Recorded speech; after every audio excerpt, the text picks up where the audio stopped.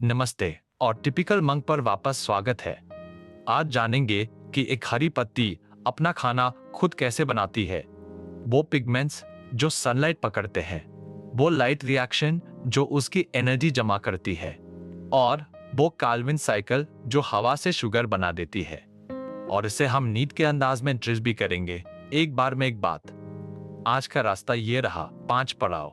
पहला, photosynthetic pigments. दूसरा, chloroplast के अंदर और 2 रिएक्शंस। तीसरा, लाइट रिएक्शन जो एटीपी नैट फॉर ऑक्सीजन बनाती है। चौथा, कैल्विन साइकिल यानी C3 पाथवे। और पांचवा, C4 प्लांट्स, फोटो रेस्पिरेशन और लिमिटिंग फैक्टर्स। सबसे पहले वो पिगमेंट्स जो असल में लाइट पकड़ते हैं। एक पत्ती में 4 पिगमेंट्स होते हैं: क्लोरोफिल ए, क्लोरोफिल बी, ज़ैंथोफिल्स और कैरोटेनॉइड्स। क्लोरोफिल अब मुख्य पिगमेंट है और रिएक्शन सेंटर भी बाकी 3 एक्सेसरी पिगमेंट्स कहलाते हैं। एक्सेसरी पिगमेंट्स अब्सॉर्ब होने वाली लाइट की रेंज बढ़ाते हैं। वो एनर्जी क्लोरोफिल अ को सौंप देते हैं और उसे तेज लाइट से होने वाले नुकसान से बचाते भी है। और क्लोरोफिल सबसे ज्यादा लाइट स्पेक्ट्रम के ब्लू और रेड हिस्सों में अब्सॉर्ब करता है। यही फोटोसिंथेसिस सबसे तेज होती है। अब ये सब होता कहाँ है? फोटोसिंथेसिस क्लोरोप्लास्ट में होती है, ज्यादातर पत्ती की मेसोफिल सेल्स के अंदर। थाइलेकॉइड मेम्ब्रेन्स जो ग्राना में सजी होती हैं, पिगमेंट्स को थामे रहती है और यही लाइट रिएक्शन होती है। स्ट्रोमा यानी ग्राना के चारों ओर का फ्लूइड वो जगह है जहां डार्क रिएक्शन, कार्बन का फिक्सेशन होता है। तो दोनों स्टेजेस जगह के हिसाब से अलग हैं। लाइट पर निर्भर हिस्सा मेम्ब्रेन पर और शुगर बनाने वाला हिस्सा स्ट्रोमा में। अब stage 1, light reaction. Light thylakoid के पिगमेंट्स पर पड़ती है और 2 सिस्टम्स को एनर्जी देती है। फोटोसिस्टम 2 जिसे P680 कहते हैं और फोटोसिस्टम 1 जिसे P700 कहते हैं। वाटर टूटता है, इसी को फोटोलिसिस कहते हैं। फोटोसिस्टम 2 के ठीक पास, जिससे इलेक्ट्रॉन्स, प्रोटॉन्स और वही ऑक्सीजन निकलता है जो हम सांस में लेते हैं। फिर इलेक्ट्रॉन्स जी स्कीम के साथ बहते हैं और फोटोफॉस्फोरिलेशन चलाकर एटीपी बनाते हैं और रिड्यूसिंग पावर नैट्फ के रूप में। तो लाइट रिएक्शन 2 प्रोडक्ट्स एटीपी और नैट्फ अगली स्टेज को सौंप देती है। और याद रहे, ये ऑक्सीजन वाटर से आता है, कार्बन डाइऑक्साइड से नहीं। अब स्टेज 2, डार्क रिएक्शन यानी कार्बन साइकिल। स्ट्रोमा में एटीपी और नैट्फ कार्बन डाइऑक्साइड को शुगर में फिक्स करने की ताकत देते हैं और इस रिएक्शन को सीधे लाइट की जरूरत नहीं होती। कार्बन डाइऑक्साइड को स्वीकार करता है रब, एक 5 कार्बन शुगर एंजाइम रुबिस्को की मदद से, जो धरती पर सबसे ज्यादा पाया जाने वाला एंजाइम है। पहला स्टेबल प्रोडक्ट होता है एक 3 कार्बन एसिड जिसे PGA कहते हैं और इसीलिए इसे C3 पाथवे कहा जाता है। 3 स्टेप्स एक लूप में चलते हैं: कार्बोक्सिलेशन, रिडक्शन और रिजेनरेशन। एक ग्लूकोज बनाने के लिए चाहिए 6 कार्बन डाइऑक्साइड, 18 ATP और 12 हेडेट। अब C से आगे चलते हैं। C4 प्लांट्स जैसे मेज, शुगरकेन और सोगम में एक खास लीफ डिजाइन होता है जिसे क्रांस एनाटॉमी कहते हैं। यहाँ कार्बन डाइऑक्साइड को पहले पे पकड़ता है, जिससे बनता है एक 4 कार्बन एसिड OA। की4 रूट कार्बन डाइऑक्साइड को बंडल शीट में पंप कर देता है, जिससे रुबिस्को कार्बन फिक्स करने में लगा रहता है। इसीलिए C4 प्लांट्स ज्यादा प्रोडक्टिव होते हैं। फोटो रेस्पिरेशन, C3 प्लांट्स में रुबिस्को ऑक्सीजन भी पकड़ सकता है, जिससे रब बेकार जाता है, ना शुगर बनती है, ना ATP, ना नाड। C4 प्लांट्स इससे बच जाते हैं।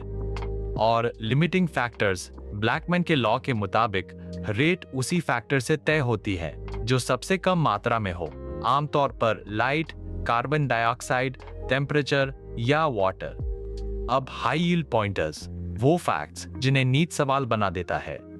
1, क्लोरोफिल रिएक्शन सेंटर पिगमेंट है और फोटोसिंथेसिस का ऑक्सीजन वाटर के टूटने से आता है। 2, लाइट रिएक्शन थाइलेकॉइड पर होती है, एटीपी, नाडॉफ और ऑक्सीजन बनाती है। डार्क रिएक्शन स्ट्रोमा में होती है। 3. C. सुई में पहला प्रोडक्ट PGA एक्सेप्टर रब एंजाइम रुबिस्को। C4 में पहला प्रोडक्ट OAA और एक्सेप्टर पेप। 4. फोटो रेस्पिरेशन सिर्फ सी प्लांट्स में होती है, जब रुबिस्को ऑक्सीजनेस की तरह काम करता है, ना ATP, ना NAD, 5 ना शुगर। 5. ब्लैकमैन का लॉ ऑफ लिमिटिंग फैक्टर्स, जो फैक्टर अपने मिनिमम के सबसे पास हो वही ओवरऑल रेट तय करता है। अब पहला ड्रिल, असर्शन और रीजन। हर बार पूछो क्या A सही है, क्या R सही है और क्या R A को एक्सप्लेन करता है। पहला, फोटोसिंथेसिस में निकला ऑक्सीजन वाटर से आता है। R लाइट रिएक्शन के दौरान वाटर टूटता है फोटोसिस्टम 2 के पास। दोनों सही और R A को सही एक्सप्लेन करता है, तो जवाब है A। दूसरा, C4 प्लांट्स में फोटो रेस्पिरेशन C प्लांट से ज्यादा होती है और C4 प्लांट्स बांडल शीट में रुबिस्को के आसपास कार्बन डाइऑक्साइड को कॉन्सेंट्रेट करते हैं। यह गलत है पर A सही है, तो जवाब है D। तीसरा, कैल्विन साइकिल सीधे लाइट की मौजूदगी के बिना भी चल सकती है। R ये लाइट रिएक्शन में बनी ATP और NADF इस्तेमाल करती है। दोनों सही और R A को एक्सप्लेन करता है, तो जवाब है A। अब दूसरा ड्रिल, मैच द कॉलम, सही जोड़ियां बनाओ। रुबिस्को ये C साइकिल में कार्बन डाइऑक्साइड को रो पर फिक्स करता है। पेप कार्बोक्सिलेज C4 प्लांट्स में पहला carbon dioxide fixation. Photolysis water का टूटना जिससे ऑक्सीजन निकलता है। और स्ट्रोमा कैल्विन साइकिल की जगह। अब तीसरा ड्रिल, इनमें से कितने स्टेटमेंट सही है, एक एक करके परखो। पहला, C साइकिल का पहला स्टेबल प्रोडक्ट PGA है, ये सही है। दूसरा, फोटोसिंथेसिस में निकला ऑक्सीजन कार्बन डाइऑक्साइड से आता है, ये गलत है, ये वाटर से आता है। तीसरा, C4 प्लांट्स में क्रॉन्स एनाटॉमी होती है और वो फोटो रेस्पिरेशन से बचते हैं, ये सही है। तो सही स्टेटमेंट्स हैं 2, यानी पहला और तीसरा। अब वो गलतियां दूर करते हैं जिनमें स्टूडेंट्स फंस जाते हैं। मिथ, जो ऑक्सीजन निकलता है वो कार्बन डाइऑक्साइड से आता है। ट्रूथ, ऑक्सीजन लाइट रिएक्शन में वाटर के टूटने से आता है। मिथ, डार्क रिएक्शन सिर्फ रात में अंधेरे में होती है। ट्रूथ, ये बस सीधे लाइट इस्तेमाल नहीं करती, ये दिन में ही चलती है ATP और NADF का इस्तेमाल करके। अब खुद को परखो, हर जवाब उसके दिखने से पहले सोचो। रिवील से पहले जवाब दो।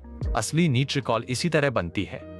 सवाल 1, C साइकिल का पहला स्टेबल प्रोडक्ट। जवाब 3 कार्बोमेसिड PGA। सवाल 2, C4 प्लांट्स में प्राइमरी कार्बन डाइऑक्साइड एक्सेप्टर पेप। सवाल 3, लाइट रिएक्शन कहाँ होती है, थाइलाकॉइड मेम्ब्रेन पर। सवाल 4, जो ऑक्सीजन निकलता है उसका सोर्स वाटर। सवाल 5, फोटो रेस्पिरेशन किस एंजाइम से होती है, रुबिस्को। चलो सब कुछ एक सांस में समेट लें। क्लोरोफिल अब मुख्य पिगमेंट है। एक्सेसरी पिगमेंट्स उसे एनर्जी देते हैं और उसकी हिफाजत करते हैं। थाइलाकॉइड पर लाइट रिएक्शन वाटर से ATP, NAD और ऑक्सीजन बनाती है। स्ट्रोमा में carbon cycle carbon dioxide fix करती है। C3 का पहला प्रोडक्ट PGA है। C4 plants, Kranz anatomy, acceptor PEP, पहला प्रोडक्ट ORR और कोई फोटो रेस्पिरेशन नहीं। फोटो रेस्पिरेशन C प्लांट्स में रुब बर्बाद करती है और ब्लैकमैन का लॉ सबसे कम मात्रा वाले फैक्टर से रेट तय करता है। अगली क्लास, पौधे उस जमा एनर्जी को कैसे छोड़ते हैं, रेस्पिरेशन, वही मिलते हैं। अब आप जानते हैं कि एक पत्ती सनलाइट, वाटर और हवा को खाने में कैसे बदल देती है। एक बार में एक बात शांत मन के साथ और आप जरूर नीट क्रैक करेंगे। यह है टिपिकल मंक, हर क्लास हमेशा मुफ्त।